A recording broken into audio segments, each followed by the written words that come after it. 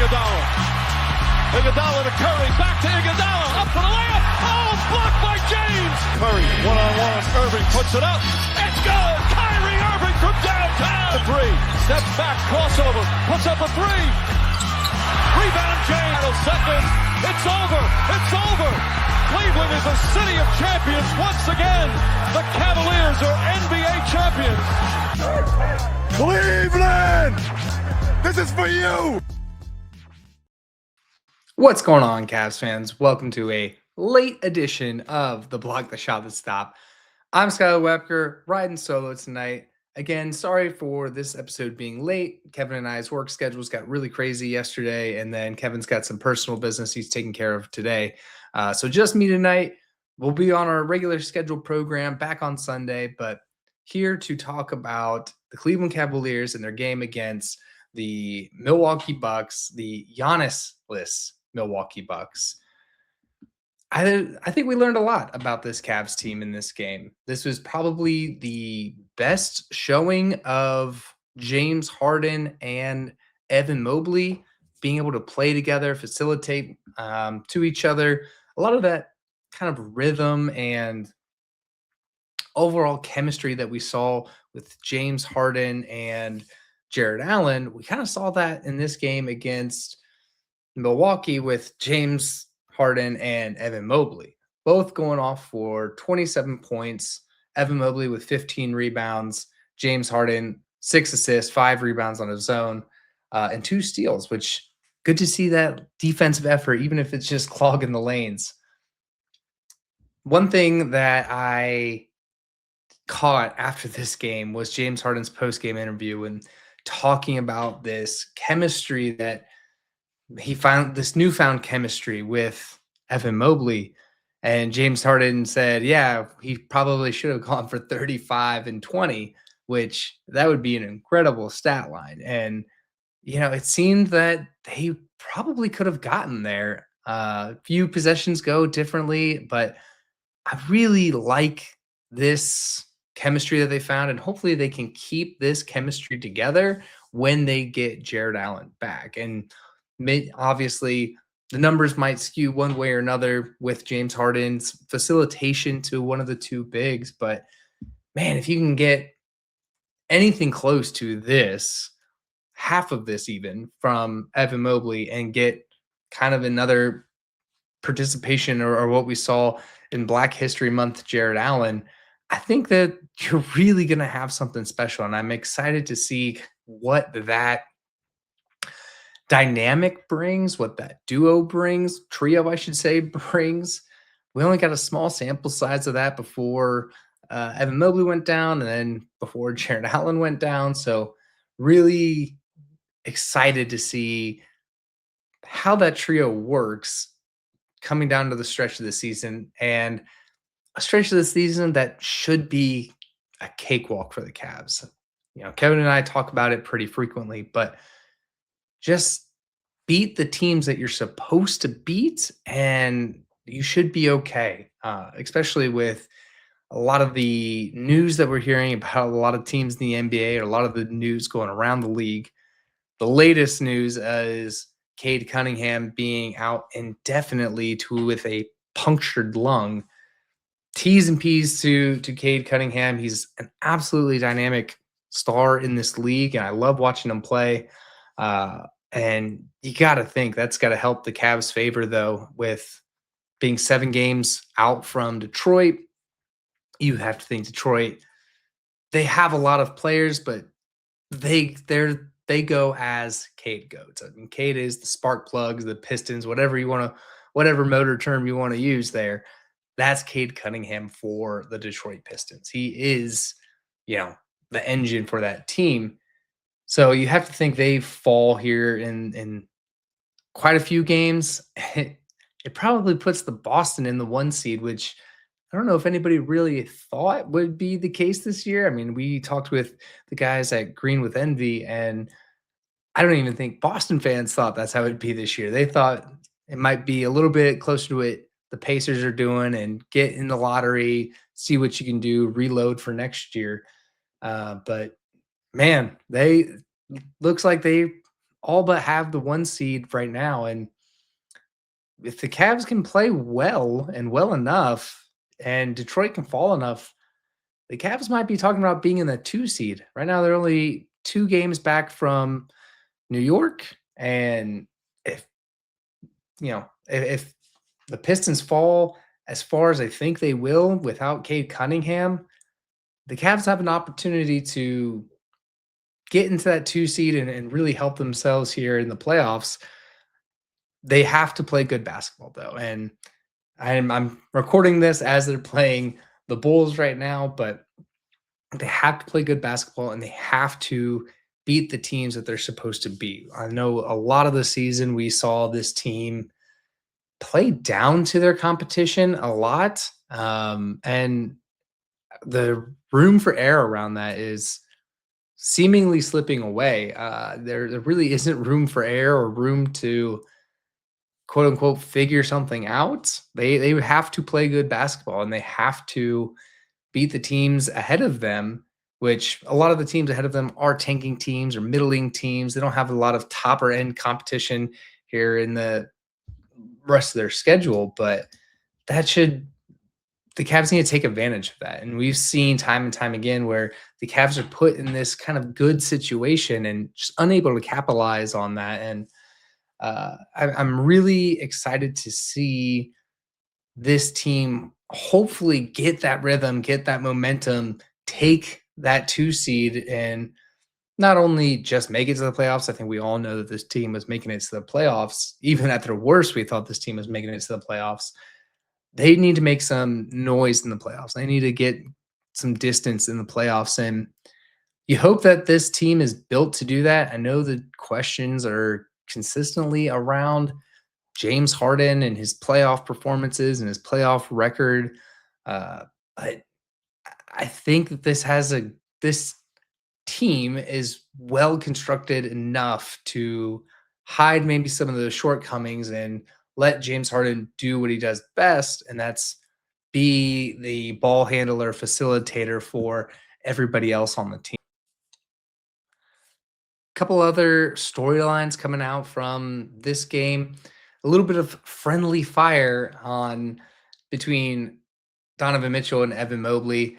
During a possession, Evan Mobley hit Donovan Mitchell in the eye. He is actually out of the Chicago game right now with a bruised eye. If you've seen pictures of it online or anything, it's pretty gross to look at. It's really bloodshot, but he was able to play through it in this Bucks game. Not his most efficient shooting, only 4 or 14 from the floor. And he had some comments after the game of it was hard to see, hard to see. And you got to admit that's got to be a tough position to be in when playing basketball, is the inability to see or your eye kind of starting to swell up. So not his most efficient night. Still got 19 points and 7 or 8 rebounds. Sorry. So able to contribute in other ways, but not on the score, not in the efficiency department. Only 4 of 14 from the floor. So you hoped that, hey, this team has enough pieces around it. It can go a game or 2 or 3 without Donovan Mitchell, especially in the lax part of this schedule. But this team needs to have all of its pieces at some point this season, because we have yet to have a fully healthy Cavs roster, and we are closing out the season. And we are, where are we? 69 nice games into the season. So really have to start, putting this together, and getting Max Strus back, definitely helpful. Shooting, not what it was in that first game. Only 2 of 6 from the floor, 2 of 6 from 3. So 6 rebounds, 4 assists, still able to contribute to this team. 23 minutes off the bench. I think that's probably where Kenny's going to keep Max Strus, even if without a minutes restriction or anything like that. Right around that 23, 25 minutes seems to be where a lot of these guys are going to be, just rotation wise and minutes wise. But you still don't have Jared Allen back. You got Sam Merrill back. You got Jalen Tyson back. But you got to have Donovan Mitchell back. You got to have Jared Allen back, and nobody else go out, because I would like to see this team compete and play together at full strength with all of their pieces, so that you kind of have a better idea of what this team will be in the playoffs. I mean, we've kind of given them the excuses all season of, well, once they get so and so back, once they get Darius Garland back, once they get Evan Mobley back, once they get Max Strus back, it's just kind of a revolving door on the injured list, and excuses and excuses. But the time for excuses is over, and they really just need to play together, all of them. And I got to admit, some of these guys are bulldogs. We talk about Dennis Schroeder, you talk about Keon Ellis. Those guys want to play every day. And James Harden is that way too. To his credit, I know we kind of talk about his effort and defensive efforts a lot, but to his credit, he wants to play every day. And you got to credit those guys that doesn't matter what they're battling through, doesn't matter what scrapes or injuries or broken thumbs or broken fingers or whatever it is, they want to be out there every single day. And I love guys like that. I love guys that want short injury stints. And I think this team just needs to be able to put everything together. The one criticism I have on this Bucks game is the 3-point defending was not very good. They allowed 44% from three from Milwaukee. Milwaukee's not the sharpshooting 3-point team. They're not the 16, 17 Golden State Warriors. They're not even, I would say, the Boston Celtics. Like, they're not that great of a 3-point shooting team, but Cavs really didn't have any interest in guarding the 3-point line. I think this has been something that's been a bugaboo of theirs for large portions of the season. We've talked about how their 3-point defense is not very good this season. So that's something that I would love to shore up, is even though you got the win, the 3-point defense has to be better. They allowed 45 shot attempts from three. Over half of the shot attempts were 3-point shots from Milwaukee. So don't love that. Don't love that more than half of the shots are three, and you are not very good at defending a 3-point shot. But a win's a win. You can't be too critical or too hard on these guys when they're winning and beating teams that have seemingly given up on their season. So, the other piece I would say is very starter heavy as far as contributions and scoring and really impact on the game. I mean, every one of the starters besides Dean Wade played 33, 34 minutes, got all their numbers, got the bulk of the plus minus differentials. But the bench unit, most getting kind of around the 15 to 25 minute. Your highest scorer was Keon Ellis with 8.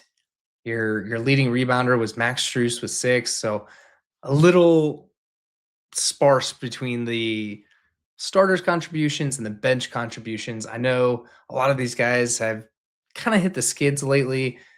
Dennis Schroeder being one of them. Jalen Tyson coming back from injury being another guy who have had really high highs as in their Cavs career, and kind of seeing them either mellow off, come back to earth, or hit a cold streak. And you hope that those guys are able to get their momentum and legs back under them relatively soon. Hopefully it's just a rough patch in there in the season, but you'd love to see the bench contributing. You'd like to see less of a dip from your starters contributions to your bench contribution, especially as you get into the postseason, into the playoffs. Like, you do need a bench. I know Tom Thibodeau doesn't think so, but you do need a bench to take those minutes off of Donovan Mitchell and James Harden and all these guys.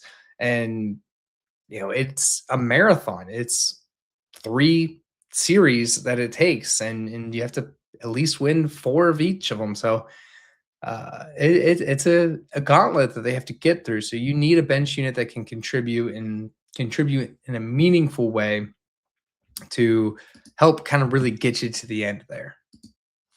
And then before kind of wrapping up this Bucks game, I do want to call out Sam Merrill, who 6 of 12 from the floor, 3 of 8 from three. So it was good to see him having a good, efficient night. 6 rebounds, 2 assists, having an efficient night that wasn't purely a 3-point shot. Yeah, being able to cut to the basket. You're seeing a lot more of this from Sam Merrill. And for all of the criticisms I give James Harden, where he just stands there, Sam Merrill doesn't. Sam Merrill's constantly moving around, cutting to the basket, trying to get open, setting picks, going around guys to free himself and open up a shot. I love to see that energy. I love to see that hustle on this team, and I, I'm happy that Sam is kind of back in the fold and contributing in more than just a one-trick pony. Because I think this team needs more than one-trick ponies up and down the roster in order to get to where they need to go, especially as all of the storm clouds and rumors around the offseason about Donovan Mitchell. He's only staying if the Cavs make it to the Eastern Conference Finals or the finals. I think there's probably some validity to that. And that's why they made the James Harden move. I hope that the Cavs are able to get there, and Donovan Mitchell deserves it. Cleveland deserves it. This team deserves it. They just have to put the pieces together and get it done. And I do think that this is the year to do it, as you have a lot of injuries in the East. The window is open for right now, and the Cavs, to my earlier point, haven't done a good job at capitalizing on the opportunities in front of them. This is one that they probably need to capitalize if you want Donovan Mitchell to sign that extension and stay with the team longer than I guess technically longer than he was with the Jazz. So hopefully getting all this together, and I'm excited to see where this team goes. Looking ahead on their schedule, like I said, they're playing Chicago right now, and currently we're at halftime, or we're getting to right about halftime. Cavs up 60-41, so they're taking care of business against Chicago. But beyond this, we'll have the Pelicans and the Magic coming back. So I'm excited to see. I'm excited to see these two teams, because a lot of pieces on both of these teams are what we have said that the Cavs' weaknesses is the Achilles heel is long, athletic wings, and these two teams have quite a few options in that department. So I'm excited to see how the Cavs match up against that. Hopefully, they get some of the pieces back. I don't think they'll have Jared Allen back, at least for New Orleans, but they might have him back for the Orlando game. So we'll see how they fare out there. Beyond that, you have 2 games against Miami, the Utah Jazz, Lakers, Golden State, Pacers, Memphis, 2 games in Atlanta, and Washington. So out of the remaining games, I mean, you have 2 playoff teams that you're facing, and then the rest are kind of in that tank, or we're trying but not really trying. So I'm excited to see the Cavs hopefully close out the rest of their schedule with many victories. Like I said, we can probably reach the 2 seed if they beat the teams ahead of them. Detroit falls without Cade Cunningham, and having the 2 seed in the East this year, I think is going to greatly benefit this team. Right now, your play-in teams are Milwaukee and Chicago. Milwaukee and Chicago actually aren't in right now. Your play-in teams are Charlotte, Philly, Atlanta, Miami. So none of those teams really scare you, especially scare you in the first round. So I'm excited to get to the playoffs. This team is starting to get that momentum that we've been begging for. I just hope that they're able to keep it going, get healthy, and be ready to go in the playoffs. So I know this is a bit of a shorter episode, but going solo on it, I still want to close out with Dad's Talking Cavs. My little 3-year-old boy, he's so much fun right now, but he's definitely getting to that three-nager kind of attitude and what I like to call my little dictator tot because he everything is so much sass and he's got to answer for everything and a lot of talking back right now. And it's hard to be in that moment and not either a giggle because it's so absurd that a little 3-year-old boy is the head of the household or acting like he's the head of the household or acting like he has the answers for everything, acting like he has all this life experience at 3 years old. So it's either hard to not giggle or lose your mind that this is happening to you. But from all of the parents out there, it's so normal. They're grown up, they're being a little more independent, not being such leg huggers. So it's super normal, but hilarious and frustrating at the same time, which I think maybe you can say is the definition of parenthood. So for that, I will get on out of here. It's Skylar Wepper with Block the Shot to Stop. Please continue to support the show. Follow us online. We love all fan interaction. We actually do read the comments and interact with everybody. Subscribe to the YouTube channel as we continue to grow content over here and put out new episodes every week. And please subscribe to the audio version of this show. It's absolutely free. We're on all of the platforms. It does help the show out a lot. So for that, I'm Skylar Webb here with the Block the Shot to Stop. We'll get out of here. And as always, go Cavs.